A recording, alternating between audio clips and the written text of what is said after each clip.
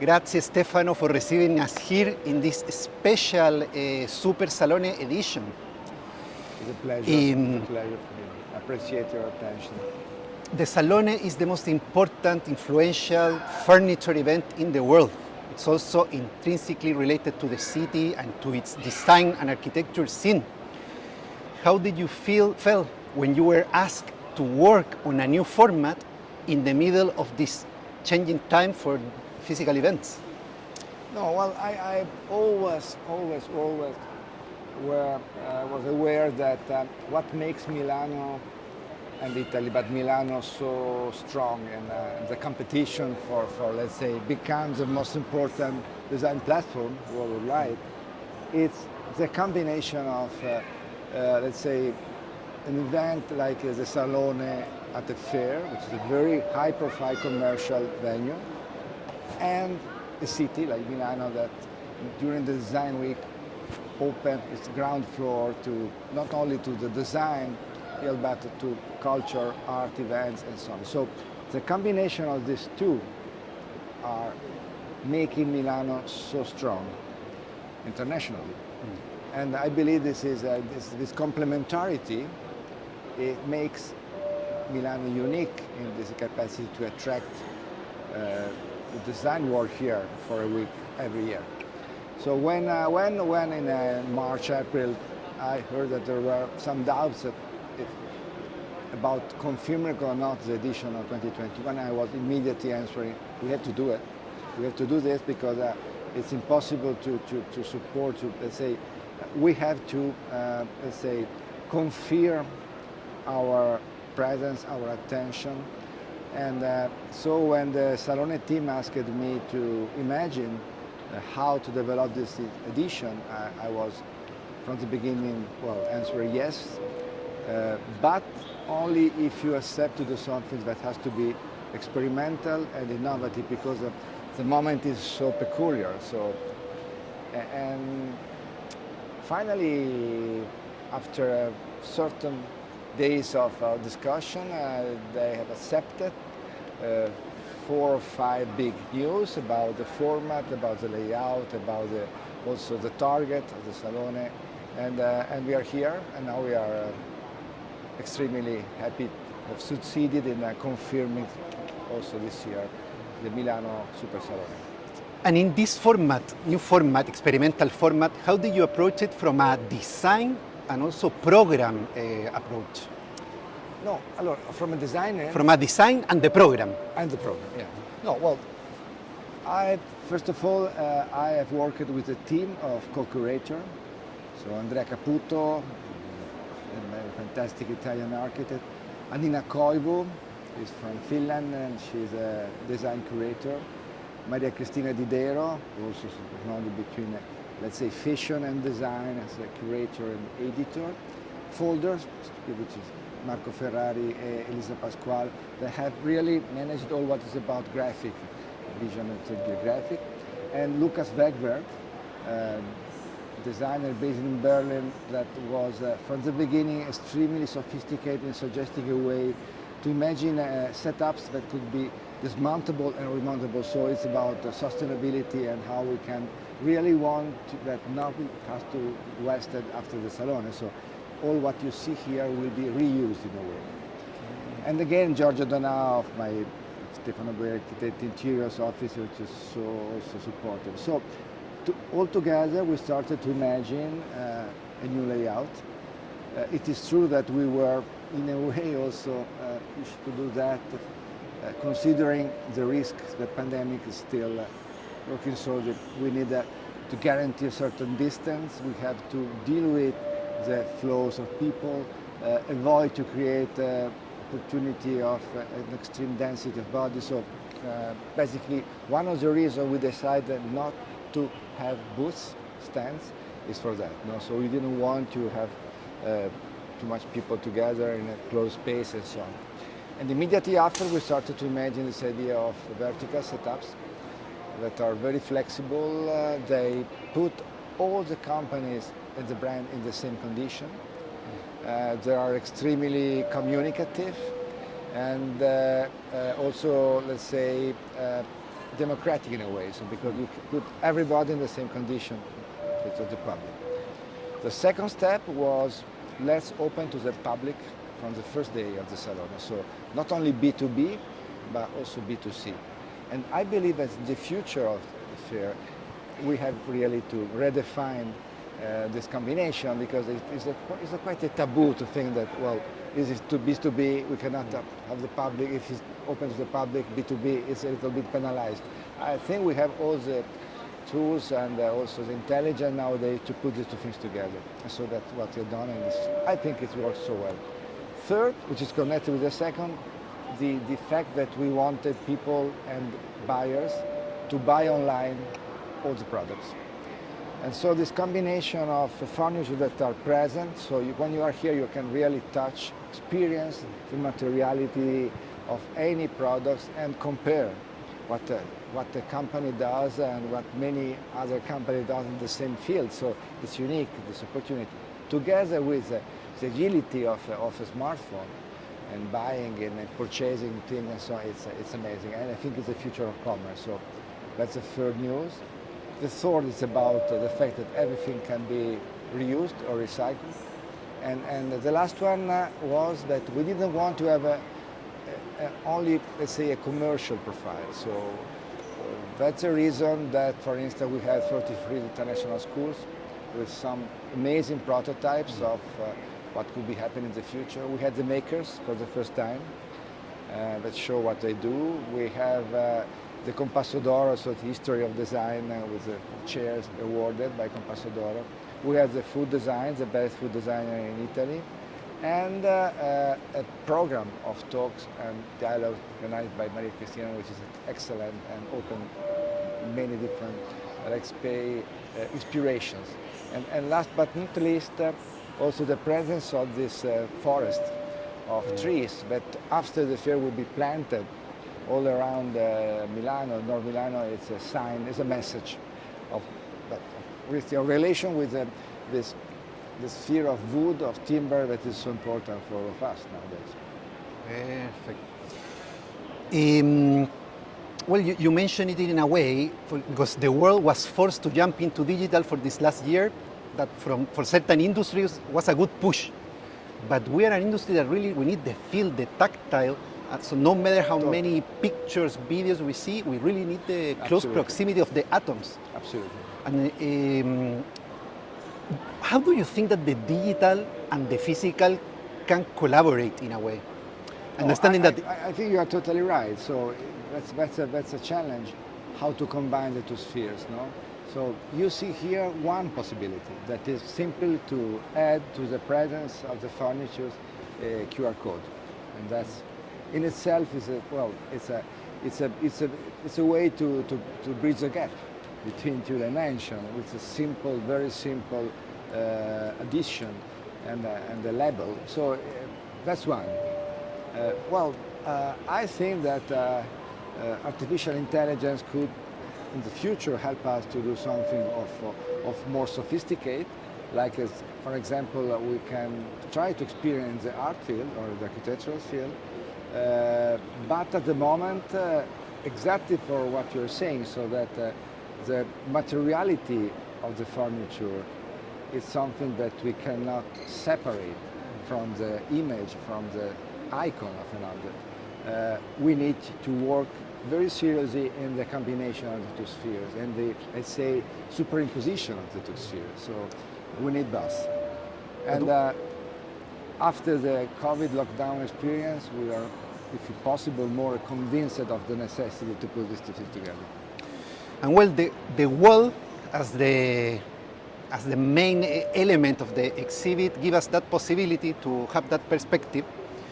And I want to ask you, what are you seeing from what the manufacturers, the exhibitors are showing? Is there any trend? Is there something that has caught your eye? Any common thing? Yeah. Well, it's not easy because I think we are in a phase where companies are really researching new horizons and also probably experimenting different answers to the requests and the demands of the public. of the users. Well, we could just sum up. Well, one is for sure about the outdoor. So you will see, you have seen, there are many companies that work with furniture for outdoor spaces, balconies, terraces, garden, roofs, and that's it's for sure a consequence also of the period of lockdown and of the demand that is really so strong to have a different relation with open space and nature, and that's one. And more in general, the request of a proximity with living nature in different forms is also quite evident in the research done by the companies.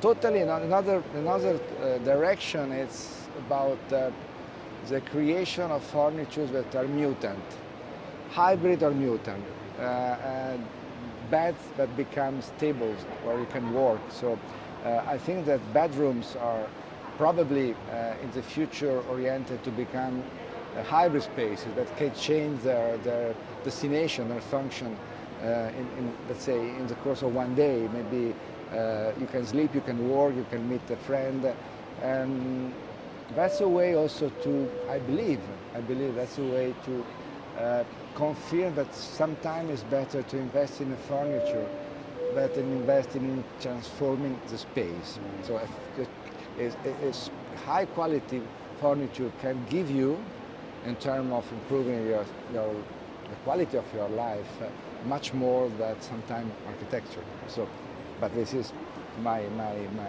opinion. So I see this, let's say, multiplication of flexible furniture that can answer better to this request. Yeah. And well, we're in your city, a city where you have had the opportunity to work in interesting renovation, regeneration projects. How do you feel operating in this city in this particular moment, thinking about the future of Milano? Complicated. No, Milano is a small metropolis. It's a metropolis, extremely rich of a variety of excellences in different fields, but it's geographically quite small. And it's at the same time an advantage and a disadvantage in this moment. But well, I'm very happy of what Milano is doing in this day, this week. So it's such a good reaction, and it's very positive, and I'm quite optimistic about the future. We have problem. I see two main problems. One is about the part of the city that has been in the recent past occupied by office building. So not only at quarters, but we have in the center of Milano neighborhoods that are only office oriented. And we know that in terms of density of people, that means sense of community that the density of people can give. This part of the city, well, another is to become peripheral or be less intense. So it's about the loss of intensity in some part of Milano, and that's the risk. Basically, this is the first risk that I see. That I see.